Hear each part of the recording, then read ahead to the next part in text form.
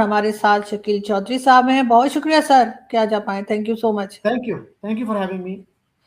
Sir आज हम बात जो करना चाहेंगे वो ये कि अगर हम हिंदुस्तान और पाकिस्तान को देखें तो हिंदुस्तान में जो डेमोक्रेटिक कंट्री के तौर पे उनको देखते हैं या उनका जो सिविलियन गवर्नमेंट जो रहती है वो बहुत सक्सेसफुल हमें दिखाई देती है। हो सकता है एक बार जरूर कहा जाता है इंदिरा गांधी जी के जमाने में इमरजेंसी लगाई गई थी, लेकिन उसके अलावा जो है उनकी सिविलियन गवर्नमेंट ही चलती है। उसके साथ ही वो इकोनॉमी और फॉरेन पॉलिसी और हर चीज में जो है वो अपने आप को बेहतर से बेहतर करते चले गए। ठीक है, थोड़ी बहुत यकीनन कमजोरी रह गई होगी जो हो सकता है आगे जाकर वो भी ठीक हो जाए, लेकिन पाकिस्तान में बार बार मिलिट्री रूल आता है, बार बार आप देखते हैं कि डिक्टेटरशिप आ जाती है और जो सिविलियन गवर्नमेंट है वो कोई सक्सेस ऐसी हासिल नहीं कर पाती। कुछ दिनों के बाद ही पब्लिक भी उनसे तंग हो जाती है और कहना शुरू कर देती है कि भाई ये तो कुछ कर ही नहीं रहे हैं। ऐसा क्यों है सर? हम उसमें नाकाम क्यों हैं और भारत उसमें कामयाबी कैसे हासिल कर रहा है? जी, that's a very good question. और मेरा ख्याल है कि नेशनल लेवल पे भी इस इशू को डिबेट और डिस्कस करने की ज़रूरत है। असल में हमारे यहाँ जो है ना, आइडियोलॉजिकल कन्फ्यूजन बहुत ज़्यादा है। हम जो है, बहुत से लोग हैं जो डेमोक्रेसी पे यकीन रखते हैं, लेकिन हमारे बहुत से लोग ऐसे भी हैं वो कहते हैं कि डेमोक्रेसी तो बहुत ही गलत निज़ाम है, बल्कि कुफ्र का निज़ाम है। हमारे बहुत से उलमा ये कहते हैं, हमारे रिलीजियस लोग कहते हैं। तो ये जो है ना, हमारे यहाँ जब तक क्लैरिटी नहीं होगी, देखिए democracy is not a perfect system, पूरी दुनिया ये मानती है। लेकिन चर्चिल ने भी ये कहा था, और I think Nehru also said that, कि democracy is not a perfect system. लेकिन प्रॉब्लम ये है कि उससे बेहतर सिस्टम कोई और इवॉल्व हुआ नहीं, कोई आया नहीं हमारे सामने, अल्टरनेटिव कोई नहीं है।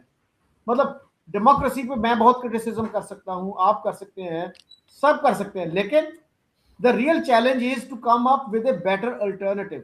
वो असल क्वेश्चन है। और जो डेमोक्रेसी को तनकीद का निशाना बनाते हैं उनसे आप ये पूछें, ठीक है जी डेमोक्रेसी पे आपकी तनकीद जायज है, अल्टरनेटिव बताइए। वो अल्टरनेटिव जो है डेमोक्रेसी से 1000 गुना ज्यादा नाकिस होगा, 1000 गुना से भी शायद ज्यादा नाकिस हो। तो ये जो है ना, हमारे यहाँ एक तो ये क्लैरिटी नहीं है, और दूसरा हम अपनी कमियों खामियों को खुद एक्सेप्ट नहीं करते।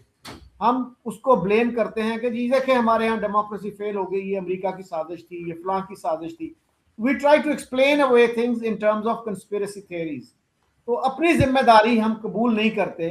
डॉक्टर सफदर महमूद ने एक दफा लिखा था कि आजकल बड़ा फैशनेबल है कि जी अयूब खान ने जब मिलिट्री कू किया तो उसको कंडेम करते हैं लोग कि जी बड़ा गलत किया था।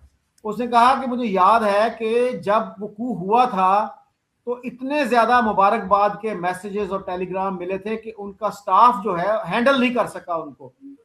तो ये हमारा रिकॉर्ड है। हमारे बहुत सारे कालम नवीस लिख रहे थे, देखें इंडिया में जो है ना कितनी गड़बड़ है, वहां पे इतने फसादात हैं, इतनी वो है। हमारे यहाँ कितना मसीहा आ गया है और हम जो है कितने खुशकिस्मत हैं। तो हमारे यहाँ उस वक्त जो है पढ़े लिखे लोग, इंटेलेक्चुअल टाइप के लोग, वो भी अयूब खान को मुबारकबादें दे रहे थे, उनकी तारीफ कर रहे थे। तो ये जो चीजें हैं ना, इसमें हमें क्लैरिटी लाने की जरूरत होगी कि डेमोक्रेसी अगर हमारे यहाँ नाकाम हुई है तो हम जिम्मेदार हैं। अगर इंडिया में डेमोक्रेसी चल रही है, बेशुमार और मुल्कों में चल रही है, तो वहां डेमोक्रेसी क्यों फेल नहीं हुई, हम क्यों फेल हुए हैं? तो इस बात पे हमें गौर करने की जरूरत है। और जिन्ना साहब की एक मैं जिन्ना साहब का एक बयान सुनाऊंगा आपको। उन्होंने एक दफा कहा था कि हिंदू जो है ना, Hindus they are not worthy of democracy, वो जमहूरियत के लायक ही नहीं है। और हमने जो है डेमोक्रेसी वो 1300 साल पहले सीख ली थी। अब मतलब मैं सोच रहा था कि कितने मुसलमान मुल्क हैं इस वक्त, 40 से ज्यादा मुसलमान मुल्क हैं, अगरचे ओआईसी के मेंबर तो 57 हैं, लेकिन वो सारे मुस्लिम मेजॉरिटी कंट्रीज नहीं हैं। और पता नहीं ओआईसी ने कैसे 8-10 मुल्क 12 ऐसे हैं जिनको मेंबरशिप दे दी बगैर किसी जवाज के। इंडिया को नहीं दी थी। आपको पता है इंडिया वाज आल्सो इंटरेस्टेड कि हमारे यहाँ इतनी बड़ी मुस्लिम आबादी है। तो पाकिस्तान ने कहा था जी अगर इंडिया को दी तो हम निकल जाएंगे इससे ना, 69 में जब ये बनी थी तंजीम। तो उसके बाद फिर काफी सारे ऐसे मुल्क हैं जो मुस्लिम मेजॉरिटी भी नहीं है लेकिन वो आईसी के मेंबर हैं। बहरहाल अगर 40 भी हों तो मुझे बताइए 40 में से कितने मुसलमान मुल्कों में डेमोक्रेसी है? क्या सऊदी अरब में डेमोक्रेसी है? क्या ईरान में डेमोक्रेसी है? क्या सूडान में डेमोक्रेसी है? सो ये जो मसले मसाइल हैं, 2-3 मुल्क होंगे जहां पे डेमोक्रेसी है, और वो भी उसके भी अपने प्रॉब्लम्स हैं, लेकिन चले हम मान लेते हैं डेमोक्रेसी है। तो ये जो चीजें हैं ना, हमें इस पे सोचना चाहिए।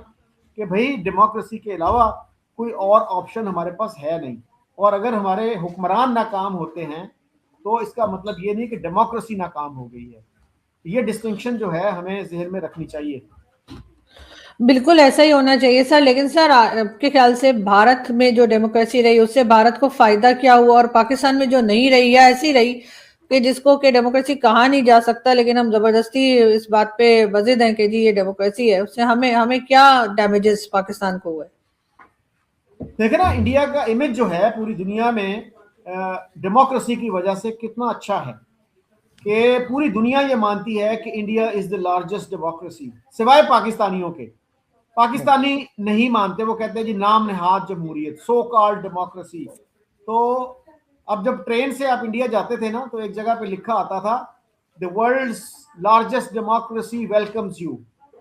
और मैं सोच रहा था कि अगर उधर से आप आ रहे हैं और पाकिस्तान में एंटर हो रहे हैं तो वहां पे क्या लिखा हुआ होगा। तो टेक अ गेस के यहाँ पे हम किस तरह से वेलकम करेंगे इंडिया से आने वालों को। डेमोक्रेसी का यही है कि ट्रांसफर ऑफ पावर जो है वो पुरअमन तरीके से हो सकती है। ये कहते हैं कि डिक्टेटरशिप जो है ना, dictatorship is like riding a tiger.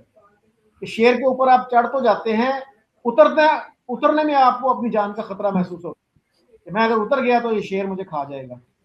ये है